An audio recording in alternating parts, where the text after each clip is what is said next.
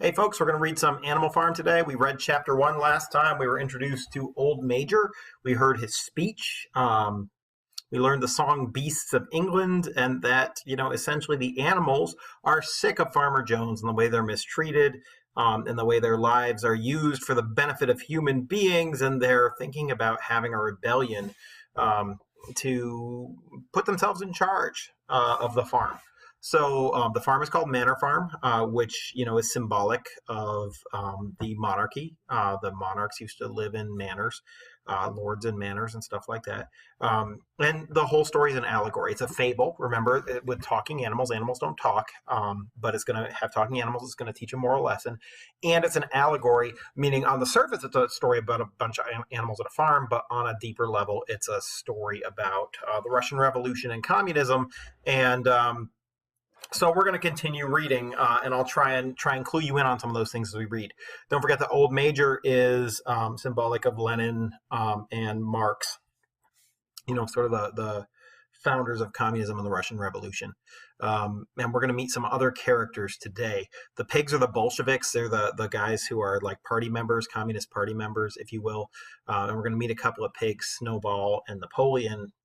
Napoleon is symbolic of Stalin, who is a major party leader, and you may recognize him from World War II history. And Snowball is symbolic of Trotsky, another major party leader, and so we're gonna meet some of them. But there's lots of stuff going on. I don't want to bore you when we just went over this stuff last class. So let me read chapter 2 to you and sort of talk you through it as we go. 3 nights later, Old Major died peacefully in his sleep. Well, that escalated quickly. His body was buried at the foot of the orchard. Now, to be fair, Lenin didn't rule Russia for very long, and Marx was dead before the Russian Revolution even happened. So that makes sense. This was early in March. During the next 3 months, there was much secret activity. Major's speech had given to the more intelligent animals on the farm a completely new outlook on life. They did not know when the rebellion predicted by Old Major would take place. They had no reason for thinking that it would be within their own lifetime, but they saw clearly that it was their duty to prepare for it. The work of teaching and organizing the others fell naturally on the pigs, who were generally recognized as being the cleverest of the animals. Preeminent among the pigs were 2 young boars named Snowball and Napoleon, whom Mr. Jones was breeding up for sale. Napoleon was a large, rather fierce-looking Berkshire boar, the only Berkshire on the farm, not much of a talker, but with a reputation for getting his own way. Snowball was a much more vivacious pig than Napoleon, quicker in speech and more inventive, but was not considered to have the same depth of character. All the other male pigs on the farm were porkers. The best known among them was a small, fat pig named Squealer, with very round cheeks, twinkling eyes, nimble movements, and a shrill voice. He was a brilliant talker, and when he was arguing some difficult point, he had a way of skipping from side to side and whisking his tail, which was somehow very persuasive. The other said of Squealer that he could turn black into white. Now that's metaphorical. That's figurative language, right? Like, he literally can't turn black into white. Black is a color, white is a color. They're very different. But metaphorically, what are they saying about Squealer? That he's so good at talking that he can make you change your mind even when you know that he's wrong. And now he's going to represent the state-run media. In a communist country, everything's owned by the state, including the media. And so a state-run media, we'll see what Orwell has to say about that as time goes on. These 3 had elaborated Old Major's teachings into a complete system of thought, to which they gave the name of animalism. Communism. Several nights a week after Mr. Jones was asleep, they held secret meetings in a barn and expounded the principles of animalism to the others. At the beginning, they met with much stupidity and apathy. Some of the animals talked of the duty of loyalty to Mr. Jones, whom they referred to as, quote, master, or made elementary remarks such as, "Mr. Jones feeds us. If he were gone, we would starve to death." Others asked such questions as, "Why should we care what happens after we're dead?" Or, "If this rebellion's to happen anyway, what difference does it make whether we work for it or not?" And the pigs had great difficulty in making them see that this was contrary to the spirit of animalism. The stupidest questions of all were asked by Molly, the white mare. Remember, Molly was that mare that came in flirting her mane and wearing ribbons in her hair, and she's Mr. Jones's special mare, and she represents the upper class who has a positive relationship with the nobility, with the monarchy, with the ultra rich. as opposed to the other animals, which represent the lower classes and the working class. Let's see. The stupidest questions of all were asked by Molly, the white mare. The very first question she asked Snowball was, "Will there still be sugar after the rebellion?" "No!" Whoops. I gotta come up with a better voice for Snowball. "No," said Snowball firmly. "We have no means of making sugar on this farm. Besides, you do not need sugar. You will have all the oats and hay you want." "And shall I still be allowed to wear ribbons in my mane?" asked Molly. "Comrade," said Snowball, "those ribbons that you are so devoted to are the badge of slavery. Can you not understand that liberty is worth more than ribbons?" Molly agreed, but she did not sound very convinced. The pigs had an even harder struggle to counteract the lies put about by Moses, the tame raven. Hold up. This is an illusion. Moses is an important figure in the Bible. We've got a raven whose name is Moses.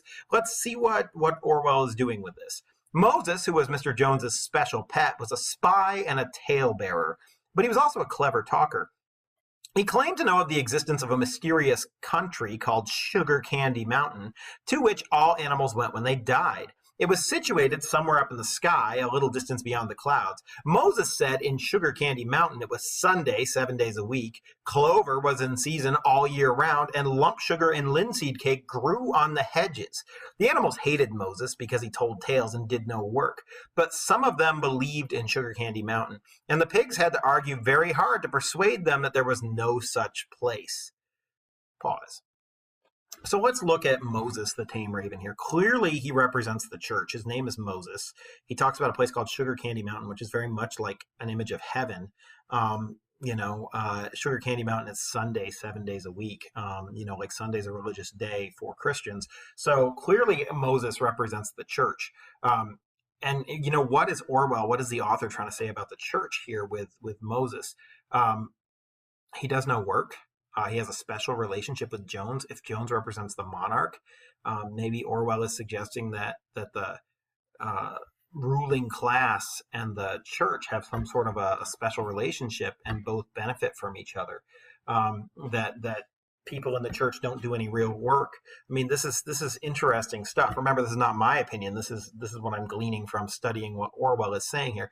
Now, to the communists, clearly the pigs don't like Moses. And if you're looking at this as a allegorical document, there's some truth to that. The communists originally wanted to abolish the church. They thought the church was, I think the phrase is, an opiate for the masses. In other words, it was a drug essentially to keep people subdued. People who had miserable lives felt like they would get payment after their death in heaven. And so from the communist perspective, from the socialist perspective, the purpose of church was to keep people who had miserable, terrible lives from rebelling, from revolting, because they felt like they would get a better life after they were dead. And you can sort of see this in Sugar Candy Mountain and what's being put across here. And so when the communists took power, they really sort of abolished the church. It wasn't for a long time that the church was sort of allowed back in. Anyway, their most faithful disciples, these are the pigs, most faithful disciples, interesting word disciples there right after a religious paragraph, were the two cart horses Boxer and Clover. Remember, they represent the Soviets, the unions, the groups of workers. These two had great difficulty in thinking anything out for themselves, but having once accepted the pigs as their teachers, they absorbed everything that they were told and passed it on to the other animals by simple arguments. They were unfailing in their attendance at the secret meetings in the barn and led the singing of Beasts of England, with which the meetings always ended. Now, as it turned out, the rebellion was achieved much earlier and more easily than anyone had expected. Come on, it's foreshadowing? Spoilers? In past years, Mr. Jones, although a hard master, had been a capable farmer, but of late he had fallen on evil days. He had become much disheartened after losing money in a lawsuit and had taken to drinking more than was good for him. Pause for just a second before we finish this page. Mr. Jones is Tsar Nicholas II, but I would assume that of late is specifically a reference to Tsar Nicholas II's reign in Russia, as opposed to the earlier czars who were better at ruling their country. Tsar Nicholas was not a very good czar. Anyway, for whole days at a time, he would Oh, there we are. Lounge in his Windsor chair in the kitchen reading newspapers. I don't know how far into this you want to get, but Windsor is the palace where the nobility of England live. And so to have him be in a Windsor chair, this thing's set in England. I think it's just another way of saying the Tsar lounges in his palace. Anyway, reading newspapers, drinking, and occasionally feeding Moses on crusts of bread soaked in beer. I mean, there's a lot here. He's reading newspapers and ignoring his own farm. That would be the equivalent of the Tsar spending his time on foreign policy, dealing with other countries and not thinking about his own situation. Drinking is just a commentary on like the rich, opulent lifestyle of the rich and how they spend all their time partying and stuff like that. And feeding Moses on crusts of bread soaked in beer. Moses, remember, represents the church, and bread soaked in wine is a communion image. So, he's doing some stuff. The author's doing some stuff here that I think is worth noting. His men were idle and dishonest. The fields were full of weeds. The buildings wanted roofing. The hedges were neglected, and the animals were underfed. And all of this is allegorical. Russia was sort of falling behind. Other countries were modernizing. Russia was not. There was a lot of corruption in the government. The men are idle and dishonest. The buildings wanted roofing. Things were sort of falling apart. The hedges were neglected. The animals were underfed. People are starving. So this is sort of all allegorical for Russia during the reign of Tsar Nicholas II. And I'm not going to keep saying this over and over again because I don't want to, just hammer that point home. But I think it's important that you note that.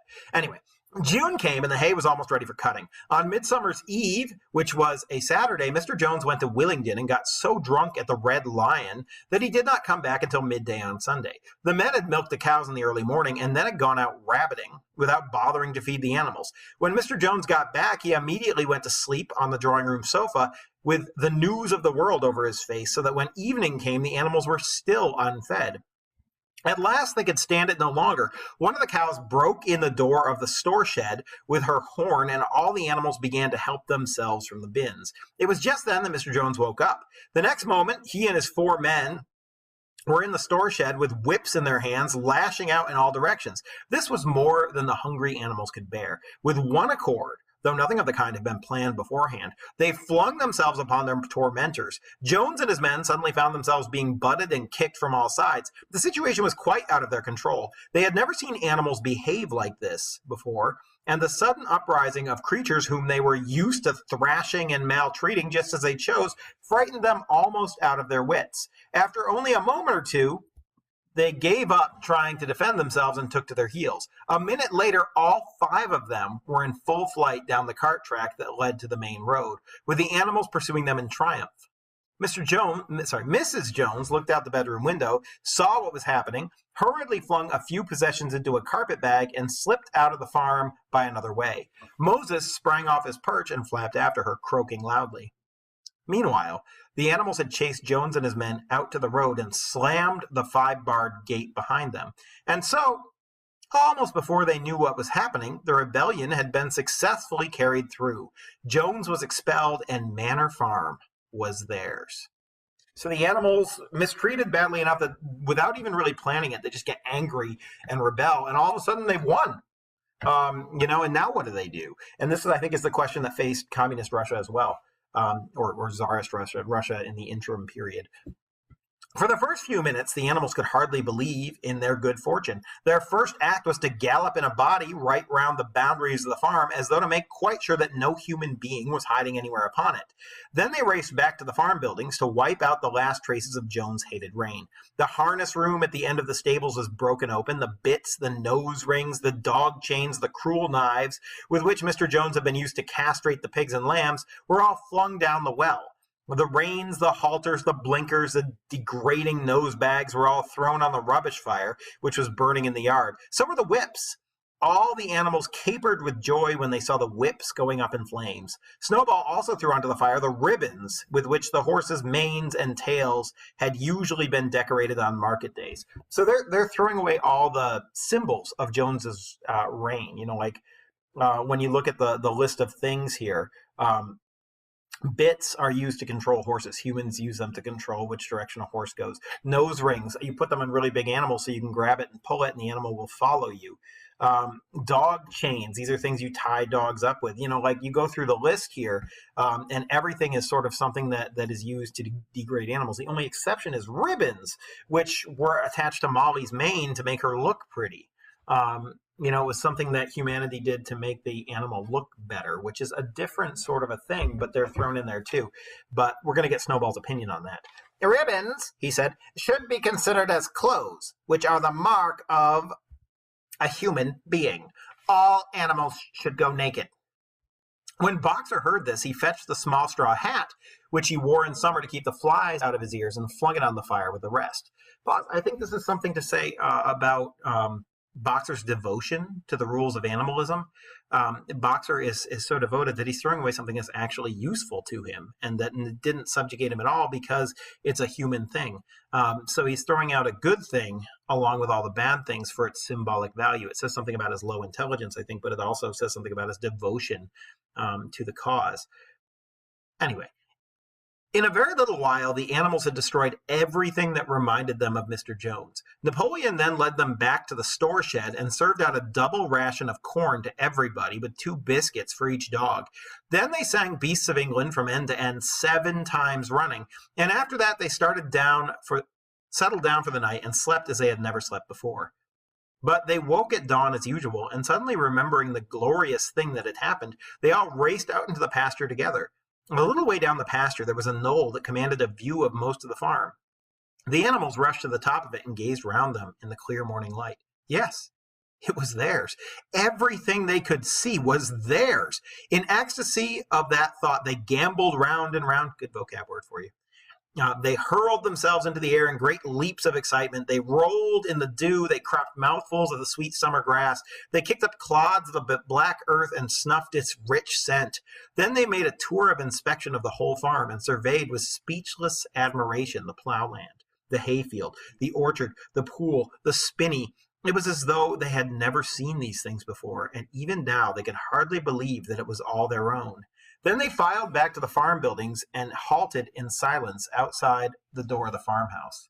That was theirs, too. But they were frightened to go inside. After a moment, however, Snowball and Napoleon butted the door open with their shoulders, and the animals entered in single file, walking with the utmost care for fear of disturbing anything. So you see Snowball and Napoleon as leaders here. They're the ones who open the door to the farmhouse. The farmhouse, of course, is going to be analogous to a palace. If you've seen pictures of the palace of the Tsars of Russia, it's absolutely enormous. And, when you think about poor people who are living, many to a room in a city, and the room has holes in the wall, and there are rats, and, like the horrible living conditions of the common peasant Russian serf or whatever in the city, and then you compare it to how the Tsars were living. It's pretty much like, you live in the barn with a bunch of other animals versus you live in a house, and that's the contrast that we've got going on here. The animals are walking through the house. Imagine you're a Russian who just completed a revolution and you're walking through the palace. That's the scene. They tiptoed from room to room.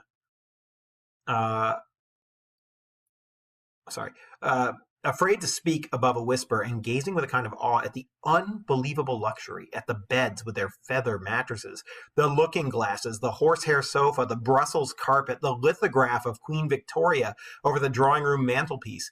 They were just coming down the stairs when Molly was discovered to be missing. Hey, Molly, remember, she's the upper class. She represents that horse. She represents that horse. She's that horse that represents the people who have the special relationship with the rich.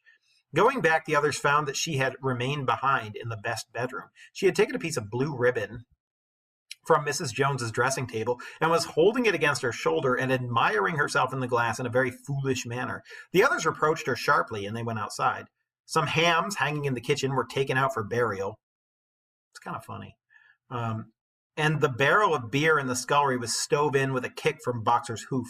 Otherwise, nothing in the house was touched. A unanimous resolution was passed on the spot that the farmhouse should be preserved as a museum. All were agreed that no animal must ever live there. The animals had their breakfast, and then Snowball and Napoleon called them together again. "Comrades," said Snowball, "it is 6:30, and we have a long day before us. Today we begin the hay harvest. But there is another matter that must be attended to first." The pigs now revealed that during the past 3 months they had taught themselves to read and write from an old spelling book which had belonged to Mr. Jones's children and which had been thrown on the rubbish heap. Napoleon sent for pots of black and white paint and led the way down to the 5-barred gate that went out onto the main road. Then Snowball, for it was Snowball who was best at writing, says something about his intelligence, took a brush between the 2 knuckles of his trotter and painted out Manor Farm from the top bar of the gate, and in its place painted Animal Farm. This was to be the name of the farm from now onwards. Now remember, animals represent workers, the people represent the nobility, so Manor Farm is a reference to monarchies. Animal Farm is essentially a way of saying the workers' farm. Farm is country, so workers' country, Soviet Union, like you can sort of see it. After this, they went back to the farm buildings where Snowball and Napoleon sent for a ladder, which they caused to be set against the end wall of the big barn. They explained that, by their studies of the past 3 months, the pigs had succeeded in reducing the principles of animalism to 7 commandments. These 7 commandments would now be inscribed on the wall. They would form an unalterable law by which all the animals on Animal Farm must live forever after. With some difficulty, for it's not easy for a pig to balance himself on a ladder, Snowball climbed up and set to work, with Squealer a few rungs below him holding the paint pot. The commandments were written on a tarred wall in great white letters that could be read 30 yards away. They ran thus. I'm going to see if I can move this down so we get all 7 on one page, because that's important. And of course, this is important stuff. So like you're going to want to maybe write these down or have them somewhere, copy and paste them, because we're going to refer back to the 7 commandments a lot of times throughout this story. Again, Orwell took the time to write them. He's going to use them in the future of the story. The commandments were written on the tarred wall in great white letters, and they ran thus. The 7 commandments. 1. Whatever goes upon 2 legs is an enemy. Whatever goes upon 4 legs or has wings is a friend. No animal shall wear clothes. No animal shall sleep in a bed. No animal shall drink alcohol. No animal shall kill any other animal. All animals are equal. It was very neatly written, and except that friend was written friend, and one of the S's was wrong, the wrong way round, the spelling was correct all the way through. Snowball read it aloud for the benefit of the others. All the animals nodded in complete agreement, and the cleverer ones at once began to learn the commandments by heart. Now, comrades, cried Snowball, throwing down the paintbrush, to the hayfield! Let us make it a point of honor to get in the harvest more quickly than Jones and his men could do. But at this moment, the 3 cows, who had seemed uneasy for some time past, set up a loud lowing. They had not been milked for 24 hours, and their udders were almost bursting. After a little thought, the pigs sent for buckets and milked the cows fairly successfully, their trotters being well adapted to the task. Soon there were 5 buckets of frothing, creamy milk, at which many of the animals looked with considerable interest. "What's gonna happen to all that milk?" said someone. "Jones used to sometimes mix it into our mash," said one of the hens. "Never mind the milk, comrades," cried Napoleon, placing himself in front of the buckets. "That will be attended to. The harvest is more important. Comrade Snowball will lead the way. I shall follow in a few moments. Forward, comrades, the hay is waiting." So the animals trooped down to the hayfield to begin the harvest. And when they came back in the evening, it was noticed that the milk had disappeared. What happens to the milk? Any guesses? Leave them in the comments. I'm curious as to what you think's going on here. All right, end of the chapter. The rebellion was carried out relatively easily, and now the animals are trying to organize themselves. We have leaders appearing. Things are getting a little more interesting, a little more complicated on what is now Animal Farm, the title of the book. We'll see what happens next time.